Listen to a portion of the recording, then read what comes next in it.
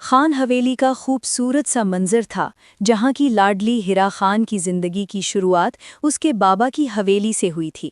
وہ روز اول سے ہی حویلی میں رہی تھی۔ اپنی ماں کو تو اس نے دیکھا نہیں تھا، اس کے بابا کہتے تھے ہیرا کی ماں اسے پیدا کرتے ہی وفات پا گئی تھی۔ یہ وہ حقیقت تھی جسے یاد کر کے ہیرا خان اکثر رونے لگتی۔ اس کو روتا دیکھ کر اس کے بابا بھی دکھی ہو جاتے۔ ہیرا کی جان اس کے بابا میں تھی، ان کے دکھی ہونے کی وجہ سے اس نے اپنے بابا کے سامنے رونا چھوڑ دیا تھا۔ وہ اکیلے میں بیٹھ کر رو لیتی، اپنی ماں کو یاد کرتی۔ ویسے تو اس کے خاندان کی سبھی عورتیں اس سے بہت محبت کرتی تھیں، خاص طور پر اس کی پھوپھو جو طلاق کے بعد ان کی حویلی میں ہی رہتی تھیں۔ وہ ہیرا کو ہتھیلی کا چھالا بنا کر رکھتی تھیں، مگر پھر بھی ماں تو ماں ہوتی ہے، چاہے کتنے ہی لوگ لاڈ اٹھانے والے ہوں، ماں کی محبت کا مقابلہ نہیں کر سکتے۔ ہیرا خان بھی یوں ہی ماں کو یاد کیا کرتی۔ اسے اپنے بابا سے بے پناہ محبت تھی، کیونکہ وہ واحد تھے جن کے ساتھ وقت گزار کر ہیرا خان کو ماں یاد نہیں آتی تھی۔ دلاور خان نے بھی ہیرا خان کو دل کے ٹکڑے کی طرح سنبھال رکھا تھا۔ اس کے ساتھ کئی سیکیورٹی گارڈ ہر وقت موجود ہوتے تھے، وہ جہاں جاتی ہیوی سیکیورٹی اس کے ساتھ رہتی۔ ہیرا خان کو اس قدر حفاظت سے چڑ ہوتی تھی، مگر وہ باپ کی محبت کے آگے کچھ کہہ نہ پاتی۔ خاندان کی دوسری عورتوں کے مقابل وہ فیشن دل کھول کر کرتی تھی، مگر اس کا فیشن لحاظ سے باہر نہ ہوتا تھا۔ وہ فیشن بھی حد میں رہ کر کرتی، کبھی اس نے وہ لباس نہ پہنا جس سے جسم کی نمائش ہو۔ اس کی کئی دوستیں اس کو مغربی لباس پہننے کی دعوت دے چکی تھیں، مگر اس معاملے میں ہیرا خان کا دل بہت سخت تھا۔ وہ ہر بار منع کر دیتی۔ وہ جینز پہنتی یا شارٹ، کبھی اتنی ٹائٹ نہ پہنتی کہ مقابل اس کے جسم کی تراش کا حساب لگا سکے۔ وہ بلا کی خوبصورت تھی، پھر بھی اس کی دادی اس کے لباس کے خلاف تھیں، مگر پرواہ کسے تھی؟ اس کے خاندان کے سبھی لڑکے اس پر جان دیتے تھے، سبھی کو اس کی خواہش تھی، مگر اسے کسی کی پرواہ نہ تھی۔ وہ اپنے آپ میں رہنے والوں میں تھی۔ وہ کسی لڑکے کو گلے نہ لگاتی، نہ ہی ہاتھ ملاتی۔ اسے آج تک کسی کزن نے بھی نہیں چھوا تھا، جبکہ اس کا حسن چھو لینے کے لیے اکساتا ضرور تھا۔ وہ ابھی صرف 17 سال کی تھی، مگر پھر بھی آدھے خاندان کے لڑکوں کے پرپوزل اس کے لیے آ چکے تھے، جسے اس کے بابا نے انکار کیا۔ وہ خود بھی بہت غصہ ہوتی تھی اور منہ پر ہی بے عزتی کر دیتی۔ اکثر ہی اس کا لہجہ حد درجہ تلخ ہو جاتا۔ خاندان کے زیادہ تر مرد اس کے اس قدر سخت لہجے سے ناراض ہوتے تھے، مگر اس کے بابا کو کبھی ان کی ناراضگی سے فرق نہ پڑتا۔ وہ کبھی اس کی وجہ سے شرمندہ نہیں ہوئے تھے، نہ ان کا سر جھکا تھا۔ وہ اس کا تعارف سر اٹھا کر سینہ تان کر کرتے تھے، چاہے کچھ بھی ہو جائے۔ انہوں نے کبھی اسے کسی بھی بات سے منع نہیں کیا تھا، نہ ہی کچھ چھوڑنے کا کہا تھا۔ اس کے دادا گاؤں کے چودھری تھے، پشتون خاندان سے تعلق رکھنے والی وہ خانزادی تھی۔ اس کے دادا نے اس کی شادی اس کے تایا کے بیٹے سے طے کر رکھی تھی، جس کا علم صرف اس کے بابا اور تایا اور اسد خان کو تھا۔ باقی خاندان اس فیصلے سے ناواقف تھا۔ وہ خود بھی نہیں تھی کہ اس کی منگنی بچپن میں ہو چکی تھی۔ جلد اس کا نکاح تھا، مگر وہ نہیں جانتی تھی، نہ کسی اور کو خبر تھی کہ اس کی قسمت میں کیا ہے۔ اس کے معاملے میں تو خدا کو کچھ اور ہی منظور تھا۔ ہیرا خان کو پڑھنے کا بہت شوق تھا، اسے ڈاکٹر بننا تھا۔ اس کے گاؤں میں کوئی اسپتال نہیں تھا اور اس کا خواب تھا وہ ڈاکٹر بن کر واپس جائے گی اور اپنے گاؤں میں اسپتال بنوائے گی۔ تبھی وہ اسکول کے بعد کالج پڑھنے کے لیے شہر شفٹ ہوئے تھے۔ پہلے گاؤں میں اس کے بابا نے اس کے لیے الگ پیلس بنوایا تھا، اور جب وہ شہر شفٹ ہوئے تو وہاں بھی کچھ ہی عرصے میں اس کے نام پر پیلس تعمیر ہوا تھا۔ اس کے بابا خود اسے چھوڑنے اور لینے جاتے تھے۔ کئی بار اس کے کالج سے لیو لے کر دلاور خان واپس گاؤں گئے تھے۔ وہاں ہونے والی بحث سے ہیرا خان ناواقف تھی، مگر دلاور خان پریشان تھے۔ اکثر انہیں اپنی ماں کی باتیں پریشان کرتیں۔ اب بھی وہ ماں کے پاس بیٹھے تھے۔ کیا ضرورت ہے بیٹی کو ڈاکٹر بنانے کی؟ کیا کر لے گی وہ ڈاکٹر بن کر؟ ویسے بھی جلد ہی اس کی شادی کر دی جائے گی۔ جیسے ہی اسد خان اپنی پڑھائی پوری کر کے آئے گا، ہیرا خان کی شادی اس سے کر دی جائے گی۔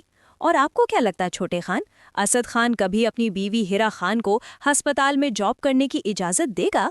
خان بی کی بات پر دلاور خان نے ہاتھ میں پکڑا چائے کا کپ میز پر رکھا۔ امو جان، میں نے اپنی بیٹی پر بہت محنت کی ہے اسے اس مقام تک پہنچانے کے لیے، اور وہ محنت کر رہی ہے۔ میں اس کی اور اپنی محنت کسی شرط پر بھی رائیگاں نہیں جانے دوں گا، پھر چاہے کچھ بھی ہو جائے۔ اور مجھے یقین ہے میرا اسد، میرا بچہ اتنی چھوٹی سوچ کا مالک نہیں ہوگا کہ وہ ہیرا خان کو ڈاکٹری کرنے سے روکے۔ وہ کبھی اسے قید کر کے نہیں رکھے گا۔ آپ بھی زیادہ فکر نہ کیا کریں۔ دلاور خان نے تحمل کا مظاہرہ کرتے ہوئے تفصیل سے جواب دیا تھا، جبکہ ان کے جواب پر خان بی نے ناگواریت سے منہ پھیرا۔ وہ لڑکیوں کے پڑھنے کے خلاف تھیں، بقول ان کے لڑکیاں صرف اسکول کی تعلیم حاصل کریں ان کے لیے یہی کافی ہے، کیونکہ انہیں تو صرف نسل کی تربیت کرنی ہوتی ہے۔ وہ دنیاوی تعلیم کو وقت کا ضیاع سمجھتی تھیں۔ یہی وجہ تھی کہ جب ہیرا خان نے کالج جانے کی بات کی تب بھی خان بی نے بہت تماشا کھڑا کیا تھا، مگر دلاور خان کی ضد کے آگے وہ بے بس ثابت ہوئی تھیں۔ مگر انہوں نے سوچ لیا تھا وہ اس بات کا بدلہ ضرور لیں گی۔ اندر ہی اندر وہ ایک کھیل ترکیب دینے لگی تھیں۔ انہوں نے اپنے آدمیوں کے ذریعے ہیرا خان کا داخلہ رکوا دیا تھا۔ جب اس بات کی خبر دلاور خان کو ہوئی انہوں نے پوری حویلی سر پر اٹھا لی تھی، جس پر خان بھی غصے سے پاگل ہونے کو تھیں۔ اور سب سے بڑی بات تو اسد خان کی مداخلت تھی، جس نے خود حویلی فون کر کے اپنی دادی کو ہیرا خان کے آگے پڑھنے پر منانے کے لیے زور دیا تھا۔ تب سے خان بی کو اسد خان بھی برا لگنے لگا تھا۔ وہ ان کا لاڈلا پوتا تھا اور شادی سے پہلے ہی وہ یوں ایک ہاتھ جتنی لڑکی کے لیے ان کے سامنے کھڑا ہوا تھا۔ یہ بات ان کی انا پر لگی تھی۔ دیکھو میری جان، ہم تو بس یہی کہہ رہے ہیں کہ شہر کا ماحول بہت برا ہوتا ہے، وہاں لڑکے لڑکیاں ایک ہی جگہ پر ساتھ بیٹھ کر پڑھتے ہیں، جس سے نامحرم کا فرق ختم ہونے لگتا ہے۔ لڑکیاں خراب ہوتی ہیں ایسے ماحول میں۔ ہم نہیں چاہتی ہیرا خان پر کسی برے ماحول کا اثر ہو۔ وہ آخری کوشش کر رہی تھیں، مگر سامنے بھی دلاور خان تھے جنہوں نے مسکراتے ان کی بات رد کر دی تھی اور فخر سے سینہ چوڑا کیے بولے، امو جان، میری بیٹی میرا فخر ہے، پتہ ہے کیوں؟ انہوں نے مسکراتے پوچھا، مگر خان بھی دانت پیستے خاموش رہیں۔ ان کے پاس جواب نہیں تھا۔ انہیں یوں خاموش دیکھ کر دلاور خان دوبارہ بولے، کیونکہ میں نے اس کی ماں کے بغیر بھی اس کی تربیت میں کمی نہیں چھوڑی۔ آپ بے فکر رہیں، وہ میرا سر کبھی نہیں جھکائے گی، اگر جھکا بھی دے گی تو بات آپ میں سے کسی پر نہیں آئے گی۔ یہ میرا یعنی دلاور خان کا وعدہ ہے آپ سے۔ وہ کہتے چلے گئے، پیچھے خان بھی بس غصے کو ضبط کرتے پہلو بدل کر رہ گئیں۔ انہوں نے کچھ سوچتے اپنے بڑی بہو کو کال کی، جو کہ اپنی ماں کی عیادت کو اپنے میکے گئی ہوئی تھی۔ کال پک ہوتے ہی وہ گرجنے لگی تھیں، غصے سے ان کا برا حال تھا۔ تبسم خانم، تم کب آؤ گی؟ ماں کے گھٹنے چھوڑ کر بلاؤ اسد خان کو واپس اور حویلی آ کر اپنے بیٹے کے لیے ہیرا خان کا ہاتھ مانگو۔ ہم وعدہ کرتے ہیں انکار نہیں ہوگا، اور جتنی جلدی ہو سکے اسد خان کو لے کر بارات لاؤ اور ہیرا خان کی رخصتی کرواؤ۔ اب تو بہت وقت ہو چکا، ہیرا خان 18 سال سے اوپر کی ہونے والی ہے۔ اب تو تمہیں اپنے بیٹے کے سر پر صحرا سجا دینا چاہیے، یا پھر تم چاہتی ہو تمہاری بہو پہلے کوئی چاند چڑھائے، خاندان میں ہماری عزت 2 کوڑی کی رہ جائے۔ وہ غصے سے پاگل ہوتے سخت لہجے میں بولیں۔ دوسری طرف موجود ان کی بڑی بہو نے انہیں کچھ کہا تھا، جس پر ان کا چہرہ غصے سے سرخ ہو گیا۔ ہمارے یہاں بیٹی کے بالغ ہونے کا انتظار کیا جاتا ہے، فضول کی پڑھائی کے پورا ہونے کا نہیں۔ اگر تم اسد خان کی شادی ابھی نہیں کرنا چاہتی تو مجھے ابھی بتا دو، میں اپنی پوتی کے لیے کسی اور کو تلاش کر لوں گی۔ اس جیسی حسین دوشیزہ کے لیے لڑکوں کی کمی نہیں ہے۔ خان بی نے غصے سے کہتے فون کاٹ دیا اور غصے سے موبائل سامنے میز پر پھینکا۔ ہیرا خان، بہت پر نکل آئے ہیں تمہارے، انہیں تو ایسا کاٹوں گی کہ تم یاد رکھو گی خان بی سے بدتمیزی کا انجام کیا ہوتا ہے۔ وہ دانت پیستے بولی تھیں، نہ جانے اب وہ کیا کرنے کا سوچ رہی تھیں۔ دلاور خان نے جاتے ہی ہیرا کو شہر واپس چلنے کا بولا۔ اس کے کالج کا بھی وقت ہو رہا تھا، تبھی وہ تیزی سے تیار ہوئی تھی، اور اس وقت ہیرا تیار ہو کر باہر کھڑی اپنے بابا کے آنے کا انتظار کر رہی تھی، جو نہ جانے کیا کرنے لگ گئے تھے۔ تبھی اس کی نظر گیٹ پر گئی، جسے کھلتے اور اسد خان کی بائک کو اندر آتے دیکھ کے اس کا دل عجیب طریقے سے دھڑکنے لگا تھا۔ وہ ہمیشہ ہی یوں ہی اسد خان کو دیکھ کر اپنے دل کو بے قابو ہوتا محسوس کرتی تھی۔ کیوں؟ یہ وہ خود بھی نہیں جانتی تھی۔ اسد خان خاندان کا سب سے خوبرو لڑکا تھا، بالکل ویسے جیسے ہیرا خان تھی۔ وہ دونوں ہی تعریف کے قابل حسین تھے، بلا کی کشش تھی دونوں میں، شاید تبھی ان دونوں کو ایک دوسرے کے نام کرنے کا فیصلہ ہوا تھا۔ یقیناً جب ہیرا خان کو اپنے ساتھ اسد خان کی منگنی کا علم ہوتا وہ خود پر رش کرتی۔ وہ کھوئے ہوئے اسد خان کی طرف دیکھ رہی تھی، جو بائک ایک طرف کھڑی کرتا اترتے ہوئے اسے دیکھ چکا تھا، جس کی بدولت اس کے چہرے پر خوبصورت مسکراہٹ تھی۔ وہ اس کے قریب آ کر رکا۔ کالج جا رہی ہو؟ اس نے سلام کے بغیر ہی پوچھا۔ ہیرا خان کو سامنے دیکھ کر ویسے بھی وہ سب کچھ بھول جایا کرتا تھا۔ یس، ایک لفظی جواب دے کر وہ اپنے ٹھیک کپڑوں کو ٹھیک کرنے لگی۔ اسے یوں کنفیوز دیکھتا اسد خان مسکراہٹ ضبط کیے بولا، میں ڈراپ کر دیتا ہوں۔ اسد خان نے اپنی ہی ہیوی بائک کی طرف دیکھتے شرارت سے کہا۔ ہیرا خان کو اس کا اشارہ صاف سمجھ آیا تھا، نہیں، اور توقع کے عین مطابق وہ گھبرا گئی، جس پر وہ ہنس دیا اور جلد ہی اپنی ہنسی پر بند باندھا۔ ہیرا خان کا چہرہ سرخ ہوا، اس کے بدلتے رنگ دیکھتے اسد خان کا دل بے ایمان ہوا تھا۔ اتنا ڈر کیوں ہے تمہارے دل میں ہیرا خان؟ کیا پتا ایک نہ ایک دن تمہیں میری ہی باہوں میں سمانا ہو، میری سانسوں میں مہکنا ہو؟ وہ شوق ہوا تھا۔ ہیرا خان کا جھکا ہوا چہرہ گلنار ہوا۔ اسد خان اس کی پلکوں کی جھالر کو اٹھتا گرتا دیکھتا محسوس کرتا سرشار ہوا تھا۔ وہ شرم سے سرخ ہو رہی تھی، وہ مسرور ہوا تھا۔ تبھی اس کی نظر باہر آتے دلاور خان پر گئی تو وہ نامحسوس انداز میں ہیرا خان سے فاصلہ بنا گیا۔ ہیرا خان نے بھی جلدی سے خود کو نارمل کیا کہ کہیں اس کے بابا سب کچھ سمجھ نہ جائیں۔ دلاور خان اسے دیکھتے اس کے پاس آتے اسے سینے سے لگا گئے۔ کیسے ہو اسد خان؟ انہوں نے شفقت سے پوچھا۔ اسد خان نے ترچھی نظروں سے ہیرا خان کو دیکھا اور زیر لب مسکرایا۔ پہلے ٹھیک نہیں تھا، مگر اب آپ کو دیکھا ہے تو ٹھیک ہو گیا ہوں چچا جان۔ ہیرا خان اس کا اشارہ سمجھتی تھی، تبھی چونک کر اسے دیکھنے لگی، اور وہ دلاور خان کے ساتھ یوں ہو گیا جیسے ہیرا خان وہاں موجود ہی نہ ہو، جس پر ہیرا خان کو غصہ آنے لگا۔ وہ یوں اسد کا اگنور کرنا اپنی توہین سمجھ رہی تھی۔ وہ تو سب کی نظروں کا مرکز تھی، پھر کیسے کوئی اسے اگنور کر سکتا تھا؟ وہ بھی اسد خان جس کے لیے وہ دل میں جذبات رکھتی تھی۔ بابا جان، ہم لیٹ ہو رہے ہیں۔ مسلسل ان دونوں کو خود کو اگنور کرتا دیکھتی ہیرا خان غصہ ضبط کیے بولی تھی۔ دلاور خان نے چونک کر وقت دیکھا تو اسد خان کو اندر بھیجا اور خود ہیرا خان کو چھوڑنے چلے گئے۔ اسد خان اندر جاتے سب سے پہلے اپنی دادی کے کمرے میں گیا۔ وہ اس وقت اپنے بیڈ پر نیند دراز تھیں۔ دروازے پر دستک دیتے وہ اندر داخل ہوا۔ السلام علیکم خان بی، کیسی ہیں؟ اس نے نرمی سے پوچھا تھا۔ وعلیکم السلام۔ اسد خان، میں تو ٹھیک ہوں، مگر تم شاید ٹھیک نہیں ہو۔ انہوں نے غور سے اسے دیکھتے پوچھا تو وہ ہنس دیا۔ آپ نے ٹھیک رہنے کہاں دیا خان بی؟ آپ نے جو بات کچھ دیر پہلے مورے سے کہی، کیا آپ کو لگتا ہے اس کے بعد میں ٹھیک رہ سکتا ہوں؟ میں تو کل ہی واپس آ گیا تھا، آج آنے والا تھا آپ سے ملنے، مگر آپ نے تو مجھے سکون کا سانس بھی لینے کی اجازت نہ دی۔ ایئرپورٹ سے نکلتے ہی مورے نے مجھے آپ کا فیصلہ سنایا۔ مجھے شدید دکھ ہے آپ کے فیصلے پر۔ آپ ایسا کیسے کہہ سکتی ہیں؟ وہ چاہ کر بھی اپنے لہجے کی سختی چھپا نہ سکا تھا۔ اس کا خون کھول رہا تھا، مگر ہیرا خان کو دیکھ کر اس کا غصہ کافی حد تک نارمل ہوا تھا۔ میں نے سچ کہا تھا اسد خان، میں اپنی پوتی کو تمہارے انتظار میں نہیں بٹھا سکتی۔ مجھے میری اور اپنے خاندان کی عزت بھی عزیز ہے، اور سب سے زیادہ عزیز ہے۔ وہ اس کے لہجے کی سختی سمجھتے غصے سے بولیں۔ اسد خان میں ہاتھ کی مٹھیاں بھینچ لیں۔ وہ اپنا آمد آنے والا غصہ ضبط کرنا چاہتا تھا۔ وہ میری منگ ہے، اب سے نہیں، بچپن سے، جس کے بارے میں آپ یہ سب کہہ رہی ہیں۔ میں پشتون خاندان سے تعلق رکھتا ہوں، جانتی ہے نا میں اس بات کو سن کر کیا کر سکتا ہوں۔ اس نے لفظوں پر زور دیا۔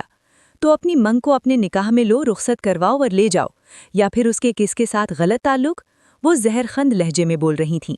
بس خان بی، ایک اور لفظ نہیں، ورنہ میں اپنی حد بھول جاؤں گا۔ اسد خان پہلی بار یوں چلایا تھا، وہ بھی اپنی خان بی کے سامنے، ورنہ تو وہ بہت نرم دل کا مالک تھا، ہنستا ہوا اور سب کو ہنسانے والا۔ آج تو وہ اپنے مزاج سے بالکل مختلف تھا، مگر وہ کیا کرتا، اس سے ان کی بات برداشت نہ ہوئی تھی۔ مجھے پورا یقین ہے میری ہیرا، میری خانم کبھی میرے ساتھ بے وفائی نہیں کرے گی۔ خان بھی آپ اپنی سوچ کو لگام ڈالیں، ہیرا میرے ساتھ ایمانداری سے رہے گی، اس لیے آپ بے فکر رہیں۔ وہ کہتا لمبے ڈگ بھرتا چلا گیا، پیچھے وہ بس غصے سے اسے جاتا دیکھتی رہ گئیں۔ ہیرا خان کالج کا گیٹ عبور کرتی اندر داخل ہوئی۔ ایک نظر اس نے سب پر ڈالی۔ رنگین دنیا ویسی ہی تھی جیسے روز کی طرح۔ اس نے اپنی دوست کو ڈھونڈا مگر وہ کہیں نظر نہ آئی، تو پھر وہ اپنی کلاس کی جانب تیز قدموں سے جانے لگے۔ وہ کسی سے بات نہ کرتی تھی، کیونکہ وہاں سبھی اس کے حسن کے آگے آہیں بھرتے تھے، اور اکثر تو اسے مصنوعی حسن ہونے کا طنز کرتے تھے۔ اسے عجیب قسم کی باتیں سناتے، اکثر اس سے سوال ہوتے، کیا لگاتی ہو؟ کیا پروسیس ہے؟ کون سا آپریشن کروایا ہے جو اتنی گوری ہو؟ کیا کوئی اسپیشل ٹریٹمنٹ ہے؟ ہمیں بھی بتا دو، فکر مت کرو، تم سے کم ہی حسین بنیں گے۔ مگر اس نے کبھی کسی کی باتوں کو سیریس نہیں لیا تھا۔ اس نے ہمیشہ اپنی پڑھائی پر فوکس کیا۔ وہ شروع سے ہی اپنی پڑھائی پر سب سے زیادہ فوکس کرتی تھی، اسی لیے وہ ٹاپر رہی تھی۔ اس بار بھی اسے اول پوزیشن لینی تھی۔ وہ چاہتی تھی اس کے خاندان والے اس کے بابا کو کسی قسم کا طنز نہ کریں۔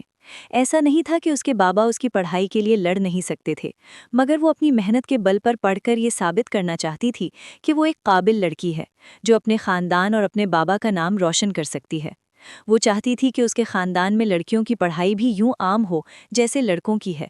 اس نے لندن کی سب سے بڑی میڈیکل یونی میں اپلائی کرنا تھا۔ یہ اس کا خواب تھا کہ وہ لندن جا کر اپنی میڈیکل کی پڑھائی پوری کرے۔ اس بات کا ذکر اس نے اپنے بابا سے بھی کیا تھا۔ وہ بہت خوش ہوئے اور اسے بھی تسلی دی کہ وہ ایسا ضرور کریں گے، ان کی بیٹی کا کوئی خواب ادھورا نہیں ہوگا۔ وہ دن رات اس کے لیے دعائیں کرتی تھی۔ یہی وجہ تھی کہ وہ رات دیر تک پڑھتی رہتی۔ ہیرا خان کے کالج کی سبھی لڑکیاں اور لڑکے اس کے حسن سے خار کھاتے تھے۔ انہیں الجھن ہوتی تھی۔ وہ اس کے قریب سے گزرتے اکثر اس پر جملے کستے کہ وہ بہت بری لگتی ہے اوور حسن کے ساتھ، مگر ہیرا خان نے کبھی ان کی باتوں پر دھیان نہ دیا، جس پر وہ اسے مغرور کہتے۔ اسی لیے وہ اس سے بات کرنا مناسب نہ سمجھتے۔ اس کی بس ایک دوست تھی، اس کے علاوہ اس نے کسی سے بھی دوستی نہ کی، کیونکہ کوئی اور لڑکی اس کی دوستی کے قابل نہیں تھی۔ ہیرا کو یہ بات شدت سے محسوس ہوتی کہ لوگ اس کے حسن سے جیلس ہوتے ہیں، مگر وہ کسی کے سامنے ظاہر نہیں کرتی تھی۔ وہ نہیں چاہتی تھی کوئی اس کو زیادہ تنگ کرے، تبھی وہ سب سے دور رہتی تھی۔ یار ہیرا، تم سچ میں بہت حسین ہو، اسی لیے یہ لوگ جیلس ہوتے ہیں، تم پریشان مت ہوا کرو، آمنہ نے اس کو دیکھتے کہا۔ جانتی ہوں، میں بالکل اپنی مما جیسی ہوں، وہ بھی ایسی ہی تھیں، دودھ جیسی رنگت، چاند جیسا حسن تھا ان کا۔ وہ اداسی سے بولی تھی۔ اس کو یوں دیکھ کر آمنہ کو دکھ ہوا، مگر وہ کچھ نہ بولی۔ دوسری طرف آفاق شاہ تھا، شاہ خاندان کا بگڑا ہوا بیٹا، ایک وڈیرا جسے پڑھنے لکھنے میں ذرا برابر دلچسپی نہیں تھی۔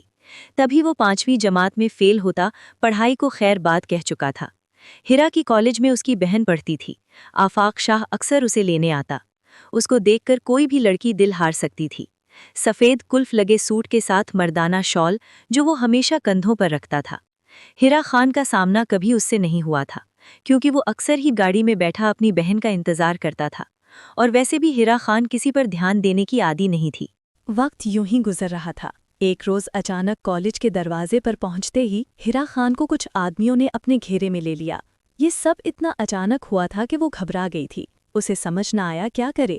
ان میں سے ایک آدمی نے اس کی کلائی پکڑتے اپنی جانب کھینچا اور کھینچتا گاڑی تک لے گیا۔ ہیرا خان سن ہوتے دماغ سے اس کے ساتھ کھینچی چلی گئی۔ ہوش تب آیا جب اسے گاڑی میں دھکا دیا، سر ٹکراتے وہ ہوش میں آئی تھی۔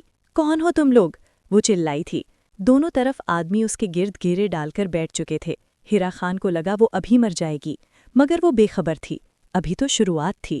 دیکھو تم لوگ جانتے نہیں ہو میں کون ہوں۔ وہ انہیں ڈرانا چاہتی تھی، مگر وہ ہنوز خاموش بیٹھے رہے۔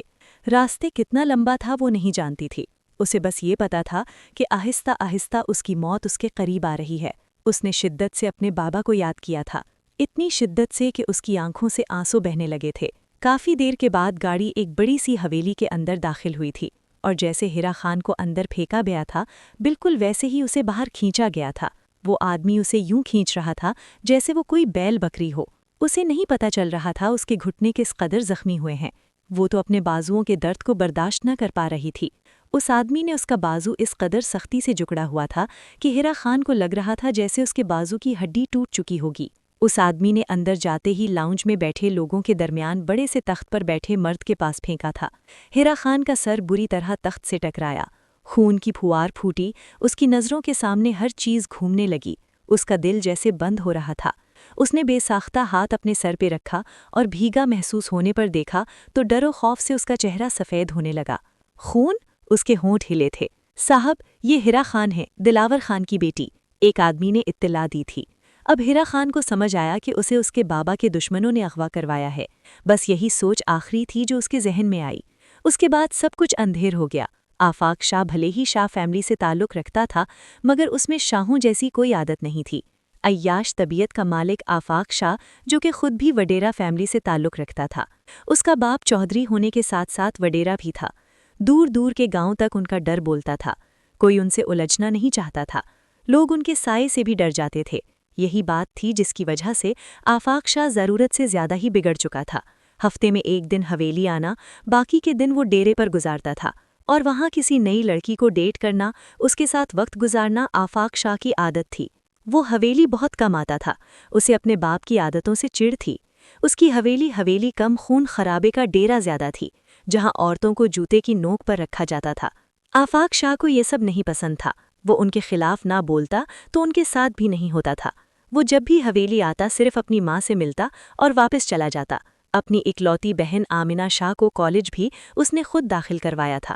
آفاق شاہ کے والد نے اس کی مخالفت کی تو آفاق شاہ نے اسے اپنی واحد خواہش کہا اور اپنے باپ کو راضی کرنے کے لیے ان کی شرط مانی۔ آفاق شاہ کے والد نے اس سے وعدہ لیا تھا کہ وہ ان کی کہی بات مانے گا، انکار نہیں کرے گا۔ آفاق شاہ نے جان چھڑوانے کے لیے ہاں کہا تھا۔ اسے لگا بس یوں ہی کوئی بات ہوگی۔ وہ حقیقت سے بے خبر تھا۔ وہ نہیں جانتا تھا اس کا باپ کون سا کھیل کھیلنے جا رہا ہے۔ وہ آمنہ کو گیٹ کے اندر چھوڑ کر جانے لگا تھا جب طیب شاہ نے اسے پکارا۔ وہ باپ کی پکار پر منہ بگاڑتا اندر داخل ہوا۔ سامنے کا منظر دیکھ کر آمنہ شاہ نے جلدی سے آفاق شاہ کا بازو جکڑا اور خوف سے آنکھیں بند کر لیں، جبکہ آفاق شاہ کا خون کھول اٹھا تھا۔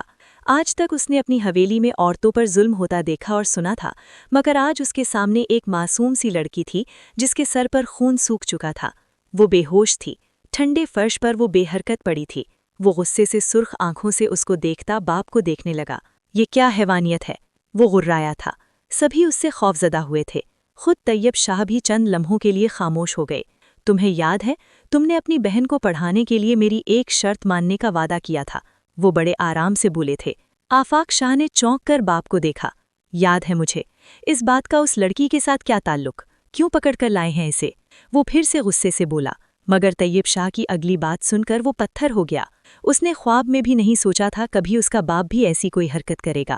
شاید یہ پہلا واقعہ تھا۔ تم اس لڑکی سے نکاح کرو گے ابھی اور اسی وقت؟ یہ میرا حکم ہے، میری شرط پوری کرو، طیب شاہ نے شفقت سے کہا تھا۔ آفاق شاہ کے لیے غیر متوقع تھا، تبھی اسے سمجھ نہ آئے کہ بروقت وہ کیا جواب دے۔ وہ بغیر ان کو جواب دیے پیر پیچھے لینے لگا اور پلٹ گیا۔ ابھی وہ دروازے کے وسط میں تھا جب ایک بار پھر طیب شاہ کی آواز گونجی، اگر تم نے میری بات نہ مانی تو میں تمہاری بہن کی شادی ابھی اور اسی وقت اپنے خاص ملازم سے کر دوں گا۔ آفاق شاہ کا دماغ جیسے غصے سے پھٹنے لگا تھا۔ وہ پلٹ کر قہر بھری نظروں سے اپنے باپ کو دیکھنے لگا۔ اس کے دماغ میں اس کے باپ کی باتیں گونجنے لگی تھیں۔ شاہ لالا، آمنہ نے روتے ہوئے پکارا۔ آفاق شاہ نے اسے دیکھا، پھر اپنی آنکھیں بند کیے خود کو کنٹرول کرنے کی ناکام کوشش کی اور صوفے پر جا کر بیٹھ گیا۔ طیب شاہ کا تو جیسے سینہ چوڑا ہو گیا۔ انہوں نے اپنے خاص آدمی کو پکارا۔ وہ اندر آیا تو اس کے ساتھ نکاح خواں اور چند آدمی تھے۔ سنو، پانی لاؤ۔ طیب شاہ کی بات پر آفاق شاہ نے اپنے ہاتھوں کو ایک دوسرے میں جکڑا۔ اس کے ماتھے کی رگیں تن چکی تھیں، چہرہ سرخ تھا۔ ایک ملازمہ پانی کا جگ لائی تو طیب شاہ نے پانی کا جگ ہیرا خان پر الٹ دیا۔ وہ ہڑبڑا کر اٹھی، پھٹتے سر کے ساتھ وہ کھڑی ہوتی لڑکھڑائی تھی۔ اس کے کپڑے مکمل بھیگ چکے تھے اور جسم کے ساتھ چپک گئے۔ آفاق شاہ نے ایک نظر اسے دیکھا تو جیسے اسے اپنی روح نکلتی محسوس ہوئی۔ اس نے ارد گرد دیکھا، سبھی مرد ہوس بھری نظروں سے ہیرا خان کے جسم کو گھور رہے تھے، جبکہ ہیرا خان اپنا سر تھامے لڑکھڑا رہی تھی۔ وہ ایک لمحے میں اٹھا، کندھوں پر پھیلی شال اتار کر ہیرا خان کے گرد لپیٹ دی۔ ہیرا خان نے آدھ کھلی آنکھوں سے سامنے کھڑے شخص کو دیکھا جس کے گریبان کے بٹن کھلے تھے، بال ماتھے پر بکھرے ہوئے تھے، آنکھیں سرخ خونہ لوت تھیں۔ ہیرا خان کو خوف آیا۔ مجھے جانے دو، وہ بے بسی سے بولی۔ اس کی آنکھوں سے قطرے گرنے لگے۔ آفاق شاہ نے اسے صوفے پر بٹھایا اور باپ کی طرف پلٹا۔ کیوں کر رہے ہیں یہ سب؟ وہ غصے اور بے بسی سے پوچھ رہا تھا۔ ہیرا خان کی آنکھیں بند ہو رہی تھیں، پھر بھی وہ سننے کے لیے بے چین تھی۔ اس کے باپ نے میری زمین پر قبضہ کیا ہے، مجھے دھوکہ دے کر میری زمین اپنے نام کی ہے، اور اب وہ قدم واپس نہیں لینا چاہتا۔ وہ غصے سے بولے۔ نہیں، ہیرا خان نے زیر لب کہا۔ وہ ان سب کو بتانا چاہتی تھی کہ اس کے بابا ایسے نہیں ہیں، مگر وہ بول نہ پائی۔ خیر، اس کی تو عادت ہے دوسروں کو دھوکہ دے کر ان کی جائیداد پر سانپ بن کر بیٹھ جانا۔ طیب شاہ پھر سے بولے۔ اس سب میں اس لڑکی کا کیا قصور؟ آفاق شاہ نے نہ جانے کیوں یہ سوال کر دیا تھا۔ اس کے سوال پر طیب شاہ ہنسنے لگے۔ میں نے سنا ہے بہت عزیز ہے اسے اپنی ہیرا شہزادی، میں اس لڑکی کی زندگی اجیر کر دوں گا، تب اسے پتہ چلے گا وڈیروں سے دشمنی کیا رنگ دکھاتی ہے۔ یہ لڑکی موت مانگے گی اور اس کا وہ دھوکے باز باپ بغیر موت کے مرے گا۔ وہ نفرت سے بولے تھے۔ ہیرا خان نے بے بسی سے ان سب کو دیکھا۔ آفاق شاہ نے غصہ ضبط کیا اور صوفے پر ہیرا خان کے برابر بیٹھ گیا تھا۔ ہیرا خان نے پیچھے ہونا چاہا مگر ہو نہ سکی۔ نکاح خواہ نے کلمات شروع کیے۔ ہیرا خان کو لگا جیسے اس کی روح کو کانٹوں سے گھسیٹا جا رہا ہو۔ وہ بے موت مرنے لگی تھی۔ اس کی سزا شروع ہو چکی تھی۔ نکاح خواہ اس سے رضامندی پوچھ رہے تھے، مگر وہ کچھ نہ بولی۔ اے لڑکی، ہاں بول، طیب شاہ نے غصے سے کہا۔ نہیں، ہیرا خان نے نفی میں سر ہلایا۔ طیب شاہ غصے سے اس کے پاس آنے لگے مگر آفاق شاہ کے اشارے پر رک گئے۔ آفاق شاہ اس کی طرف جھکا۔ اگر تم نہیں چاہتی میں تمہارے جسم پر مہر لگا کر تمہیں داغدار کروں تو سکون سے ہاں کہو۔ میرے لیے مشکلات پیدا کرتے اپنی زندگی عذاب مت بناؤ۔ میں نہیں چاہتا تمہارے ساتھ زبردستی کروں۔ اس کی باتوں کا مطلب سمجھتی ہیرا خان کانپ گئی تھی۔ آفاق شاہ نے نکاح خواہ کو اشارہ کیا۔ ہیرا خان نے موت کی وعید خود کو سناتے قبول کیا تھا۔ نکاح کے ہوتے ہی آفاق شاہ اپنی جگہ سے اٹھا اور ہیرا کی طرف مڑا اور بغیر کچھ اور کہے سنے اس کی حالت دیکھتا اس کی طرف جھکا اور اسے اپنی باموں میں اٹھایا، اوپر سیڑھیوں کی طرف چل دیا۔ اس کا ارادہ اپنے کمرے میں جانے کا تھا، مگر طیب شاہ کی پکار پر وہ تیسری سیڑھی پر رکا۔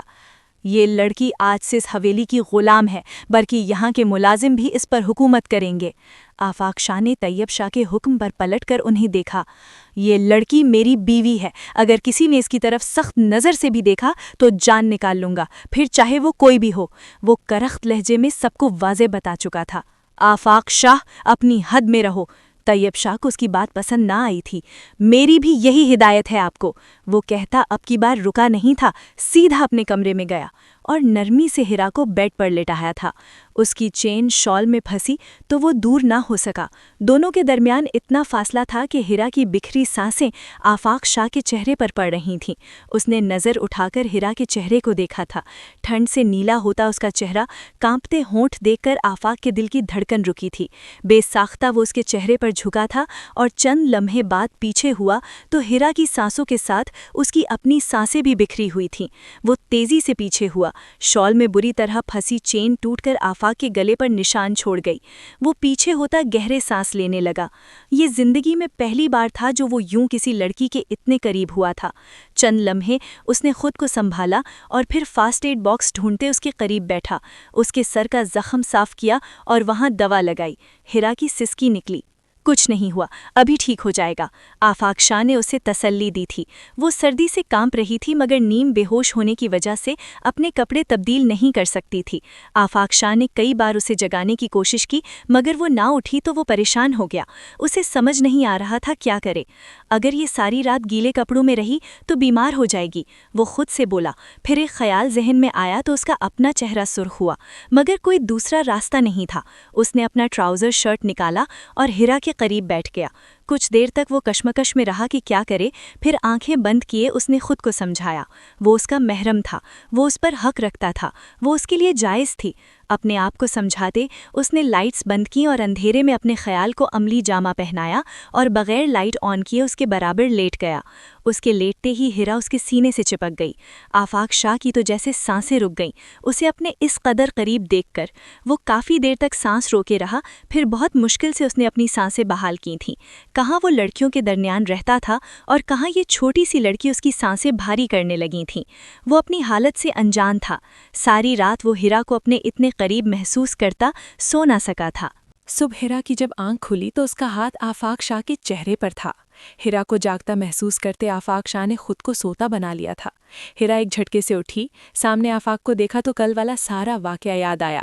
اسے رونا آیا کہ اس کے بابا نے ابھی تک اسے کیوں نہ ڈھونڈا، کیا وہ اسے ڈھونڈنے میں ناکام ہوئے تھے؟ ابھی وہ یہ سوچ رہی تھی جب اچانک اس کی نظر سامنے دیوار گیر آئینے پر پڑی۔ اپنے وجود پر مردانہ کپڑے دیکھتی وہ چلائی تھی۔ آفاق شاہ نے نیم وا آنکھوں سے اسے دیکھا۔ تم نے میرے ساتھ؟ ہیرا بات مکمل نہ کر سکی مگر آفاق سمجھ گیا۔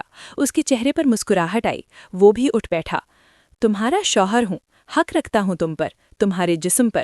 اتنی حیران کیوں ہو رہی ہو ویسے؟ یار تم ہو بہت خوبصورت۔ اس نے تیزی سے آفاق شاہ کی بات پر ہاتھ اٹھایا اور اسے تھپڑ مارنا چاہا۔ آفاق شاہ نے اس کا ہاتھ پکڑ لیا اور سرخ ہوتی آنکھوں سے اسے دیکھا۔ اب شرارت کہیں نہیں تھی۔ خبردار ہیرا آفاق شاہ، ہاتھ توڑ دوں گا میں تمہارا اگر تم نے دوبارہ ایسی کوشش کی۔ شوہر ہوں تمہارا میں، یہ بات اپنے دل و دماغ میں بٹھا لو۔ دوبارہ ایسی کوئی حرکت مت کرنا، میں آخری بار کہہ رہا ہوں تم سے۔ وہ غرایا تھا، ہیرا کانپ گئی، اپنا ہاتھ چھڑوانا چاہا۔ آفاق شاہ کے ہاتھ چھوڑتے ہی وہ بھاگ کر واش روم میں جاتی بند ہو گئی۔ آفاق شاہ نے بھی اپنے چہرے پر ہاتھ پھیرتے خود کو ریلیکس کیا تھا۔ وہ اٹھ کر کمرے سے نکل گیا۔ جب ہیرا کو یقین ہو گیا کہ اب کمرے میں کوئی نہیں ہے، وہ ذرا سا دروازہ کھولتی باہر جھانکتی کمرے کو خالی پا کر باہر نکلی اور کمرے کا دروازہ اندر سے جلدی سے لاک کیے بیڈ پر بیٹھی۔ یا اللہ میرے بابا کو بھیج دیں، مجھے ان جاہلوں سے بچا لیں، پتہ نہیں بابا کا کیا حال ہوا ہوگا میری گمشدگی جان کر۔ وہ تو رونے لگے ہوں، اتنی محبت کرتے ہیں وہ مجھ سے، ان کی حالت بگڑ گئی ہوگی۔ یا اللہ جی میرے بابا کو کچھ نہ ہونے دیجیے گا، انہیں میرے پاس لے آئیں یا مجھے بابا کے پاس لے جائیں۔ وہ مسلسل یہی دعا کر رہی تھی۔ جب اس کی نظر صوفے پر گئی وہاں اس کے کپڑے پڑے تھے۔ وہ تیزی سے اٹھی، اپنے کپڑے لیے اور واپس واش روم میں گھسی۔ جب وہ واپس آئی تو کمرے میں آفاق شاہ موجود تھا۔ میز پر ناشتہ پڑا تھا۔ اسے بھوک تو بہت لگی تھی مگر وہ خود پر کنٹرول کر گئی۔ आओ नाश्ता कर लो, आफाक शाह ने भारी लहजे में कहा। हिरा ने मुंह मोड़ लिया और बेड पर जाकर बैठ गई। आफाक शाह ने नाराजगी से फूला उसका चेहरा देखा। उसे वो बहुत प्यारी लगी थी। वो उठकर उसकी तरफ गया। हिरा उसे अपने करीब आता देखकर घबरा गई। आफाक शाह ने उसके अतराफ में हाथ रखते उसके ऊपर झुकते उसके चेहरे पर फूंक मारी। हिरा की सांस सीने में अटक गई। बेगम साहिबा, मासूम सा बंदा हूँ, क्यों अपनी अदाओं से घायल कर रही हैं? हद भूल जाऊंगा और यकीन करें, आपकी नन्ही सी जान अभी मुझे बर्दाश्त करने की ताकत नहीं रखती, इसलिए खुद को संभाल लें, वो खुमार लहजे में बोला था। हिरा के दिल की धड़कन ने तेजी पकड़ी। उसे यूं लग रहा था जैसे अभी दिल सीने से निकल आएगा। दूर होकर बात करो, वो घबराते हुए तेजी से बोली थी। आफाक शाह मजीद उसके ऊपर झुका। हिरा पीछे को होते गिरती लेट चुकी थी। वो उसके गाल पर लब रखता पीछे हुआ। मीठी हो, अपनी कही बात पर हिरा का गुलनार होता चेहरा देखकर वो कहकहा लगाता मज़े से सोफे पर जा बैठा, जबकि हिरा अपनी बेबसी पर रो देने को हुई थी। नाश्ता कर लो आकर, फिर मुझे डेरे पर जाना है, और मेरे बाद कोई तुम्हें खाने को जहर को लाकर नहीं देगा, इसलिए अभी ऑफर है, खा लो खाना, वो मुस्कुराते हुए बोला था। हिरा ने अना एक तरफ रखी और उससे फासला रखे बैठी, मगर अगले ही लम्हे आफाक शाह ने उसकी कमर में हाथ डाले उसे अपने बिल्कुल साथ लगा लिया था। हिरा का दिल फिर से एहतजाज करने लगा, मगर वो कुछ कर न सकी, क्योंकि आफाक शाह का हाथ हनूज हिरा की कमर के गिर्द हिसार बनाए हुए था। नाश्ते के बाद आफाक शाह कपड़े चेंज किए ड्रेसिंग के सामने खड़ा परफ्यूम छिड़क रहा था। हिरा ने उसे देखा। वो एक खूबरू शख्स था, वडेरा लुक। आफाक शाह पलटता उसके करीब आया कि वो पीछे को हुई। वो हंस दिया। कमरे से बाहर मत निकलना, चाहे कुछ भी हो, और अगर कोई तुम्हें नुकसान पहुंचाना चाहे तो डरना मत, डट कर जवाब देना, ठीक है?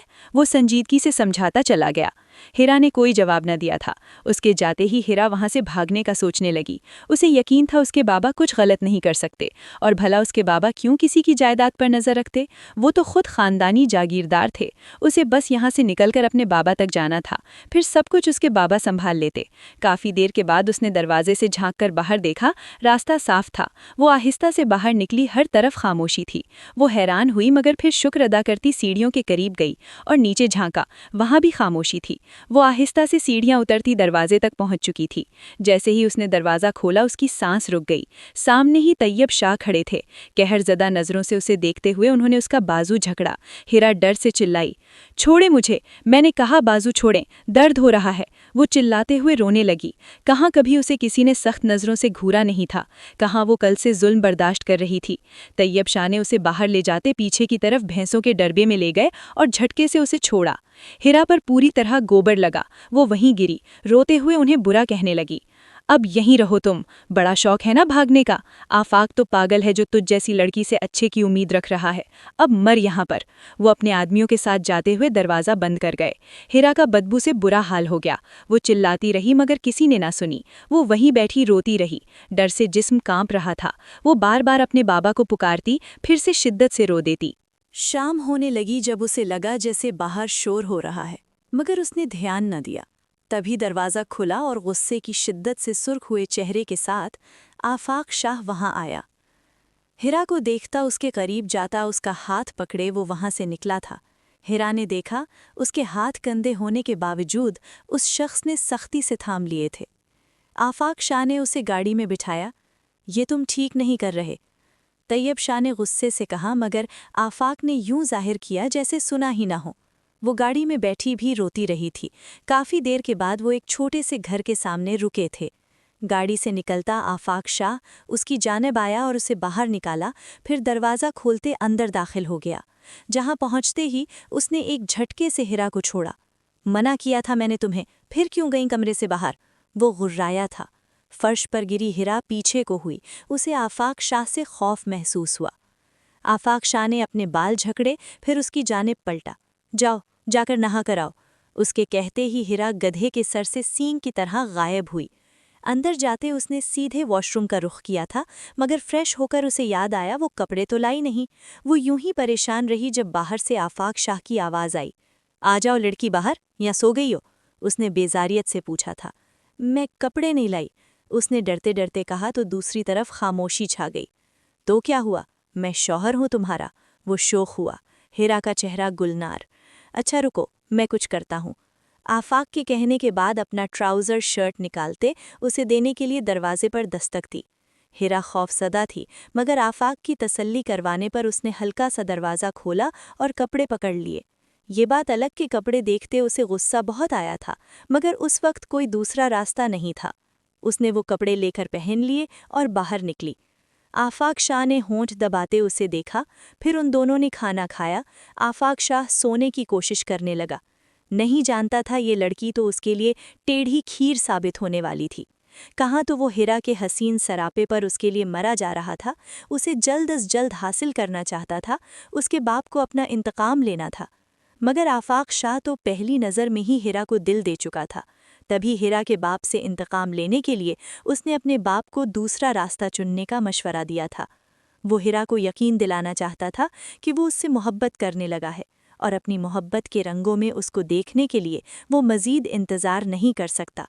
وہ اسے اپنے رنگوں میں دیکھنا چاہتا تھا، مگر کہاں یہ لڑکی اس سے خوف کھانے لگی تھی۔ وہ یہی سوچتا رہا، کل وہ ہیرا کو سب کچھ سمجھائے گا اور وہ سچ بھی بتائیں گا، جسے سن کر شاید ہیرا بکھر جاتی۔ مگر وہ سوچ چکا تھا، وہ اسے سمیٹ لے گا، وہ اس کو بکھرا ہوا نہیں رہنے دے گا۔ پھر بھی ایک رات درمیان تھی، یعنی کہ آج کی رات اسے انتظار کرنا تھا۔ بس ایک رات کی بات تھی، یہ سوچ کر اس کا دل پرسکون ہو گیا تھا۔ دل پر جیسے ٹھنڈے چھینٹے پڑنے لگے تھے۔ اگلے دن صبح سویرے ہی ایک عجیب سے شور سے اس کی آنکھ کھلی تھی۔ کسی لڑکی کے چلانے کی آواز سنائی دی۔ مسلسل بلند ہوتی چیخیں آفاق شاہ کے کانوں سے ٹکرائیں تو وہ فوراً سے اپنے کمرے سے باہر نکل کر آیا تھا۔ یہ کیا شور مچایا ہوا ہے تم نے؟ وہ ہال میں آ کر دھاڑ کر پوچھنے لگا تو جیسے ہیرا سہم گئی اور اس کے سہم جانے سے جیسے وہ چیخیں وہیں پر تھم کر رہ گئی تھیں۔ اس کی آواز سن کر ہیرا بھی اپنی جگہ پر سہم کر کھڑی ہو گئی۔ آفاق شاہ نے آنکھیں سکوڑ کر ہیرا کو دیکھا تھا۔ ایک ایک قدم اٹھاتا ہوا ہیرا کی طرف بڑھنے لگا۔ ہیرا اسے دیکھ کر ایک بار پھر سے سہم گئی۔ وہ بھول گئی تھی وہ کیوں چلا رہی تھی۔ وہ پیچھے ہٹنے لگی۔ آفاق شاہ اسے بازو سے پکڑ کر اپنے کمرے میں لے کر آیا، پھر بیڈ پر پٹخ کر بولا، تمہارے ساتھ مسئلہ کیا ہے؟ جب میں نے تمہیں کہہ دیا کہ تم یہاں پر آرام سے رہو تو تمہیں میری بات کی سمجھ کیوں نہیں آ رہی؟ تم کیوں چاہتی ہو کہ میں تمہارے ساتھ کوئی زبردستی کروں، تمہارے ساتھ سختی سے پیش آؤں؟ میں جتنا تمہارے ساتھ نرمی سے پیش آنے کی کوشش کر رہا ہوں تم اتنا سر پہ چڑھتی جا رہی ہو۔ مت بھولو کہ تمہاری یہ حرکتیں مجھے یہ باور کرواتی ہیں کہ تمہارے ساتھ کیا سلوک کروں۔ وہ غصے کی شدت سے چلایا تھا۔ اس کی نیند خراب ہوئی تھی، یہ عام بات نہ تھی۔ میرے بابا نے کیا کیا تھا جو تم لوگ مجھے قید کر رہے ہو؟ ہیرا اس کے انداز پر رو کر بولی۔ یہ سوال مجھ سے مت پوچھو، ورنہ اگر میں تمہیں اپنے طریقے سے بتانے پر آیا تو تمہیں اپنے سوال پر پچھتاوا ہوگا۔ اپنی بہتری چاہتی ہو تو جیسا میں کہہ رہا ہوں ویسا کرو، ورنہ پھر مجھ سے برا کوئی نہیں ہوگا۔ وہ غصے سے بولا تھا۔ کیا کہنا چاہتے ہو تم؟ کیا کرو گے؟ وہ غصے سے اس کے انداز میں پوچھ رہی تھی۔ نکاح میں ہو میرے، سوچو کیا نہیں کر سکتا؟ وہ مانی خیزی سے بولا۔ وہ خاموش ہو گئی۔ اتنا تو اسے بھی اندازہ ہو گیا تھا کہ اس گھر میں اسے بچانے کے لیے آنے والا کوئی بھی نہیں ہے۔ اگر یہ شخص زبردستی کرنے پہ آیا تو اس کی زندگی برباد کر کے رکھ دے گا، اور وہ کسی کو منہ دکھانے کے قابل بھی نہیں رہے گی۔ آفاق شاہ ناشتے کے بعد چلا گیا۔ شام گئے وہ واپس آیا تھا اور آتے ہی اس نے ہیرا کو بات کرنے کے لیے سامنے بٹھایا۔ دونوں کے درمیان خاموشی تھی۔ مجھے تمہیں کچھ بتانا ہے۔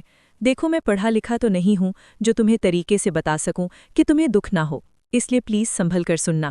ہیرا نے ناسمجھی سے اسے دیکھا، مگر آفاق کی بات سن کر اس کے سر پر ساتوں آسمان گرے تھے۔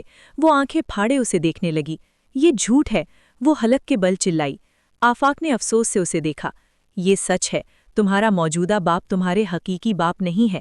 اس شخص نے اپنی ہی دوست کی فیملی کا قتل کروایا تھا جائیداد کے لیے۔ جس رات تمہارا خاندان مارا گیا اس رات تم 2 دن کی تھیں۔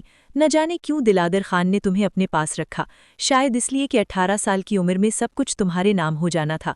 تمہارے 18 سال کے ہوتے ہی وہ سب کچھ اپنے نام کروا کر تمہیں مروا دیتا۔ وہ کہتا جا رہا تھا، پھر وہ چلا گیا۔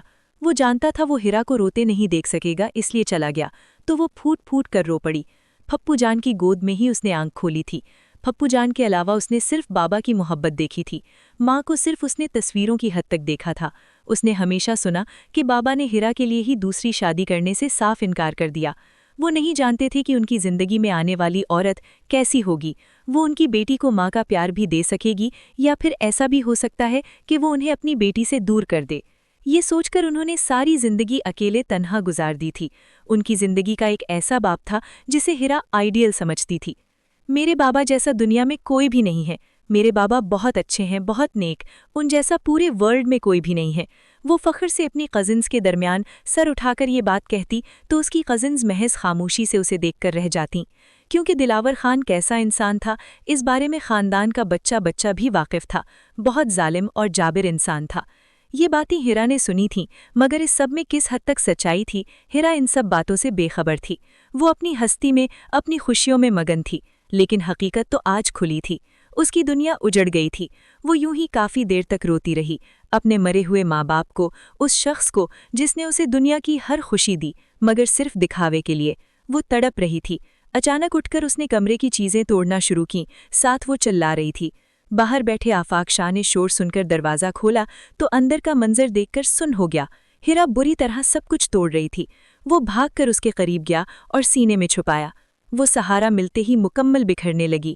آفاق ضبط کے انتہائی مراحل طے کر رہا تھا جب وہ اس کی باہوں میں جھول گئی۔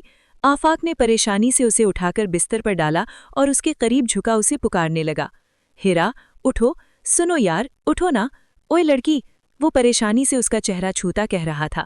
پھر اس نے ڈاکٹر کو کال کی، جس نے آتے ہی چیک اپ کیا، شدید ذہنی دباؤ کا بتایا اور احتیاط کا کہتا چلا گیا۔ آفاق اس کے ساتھ ہی لیٹتا اسے حصار میں لے گیا۔ وہ بس اب یہی سوچ رہا تھا کہ کیسے اس معصوم سی لڑکی کو اس دکھ سے نکالنا ہے۔ ہیرا نے کروٹ بدلی تو اس کا بازو کسی کے مضبوط سینے سے ٹکرایا۔ اس نے بند آنکھوں سے ہی ہاتھ سامنے والے کے چہرے پر پھیر کر اپنے وہم کو جھٹلانے کی ایک چھوٹی سی کوشش کی تھی، لیکن جلد ہی وہ کرنٹ کھاتے اٹھ بیٹھی تھی۔ اس کے اتنے قریب آدھی رات کو کون آ سکتا تھا؟ اندھیرے میں بیٹھی وہ گھبراتے ہوئے پوچھنے لگی، کون ہے آپ؟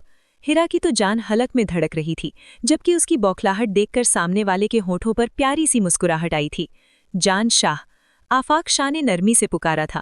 یہ وہ آواز تھی جو ہیرا کے لیے سب سے خوفناک تھی، اور یہی وہ زندگی کے واحد الفاظ تھے جن سے ہیرا کو پہلی بار خوف آیا تھا۔ کون ہے؟ اس نے اپنا وہم جھٹلانے کی آخری کوشش کی۔ وہ مکمل اپنا نکاح بھول چکی تھی۔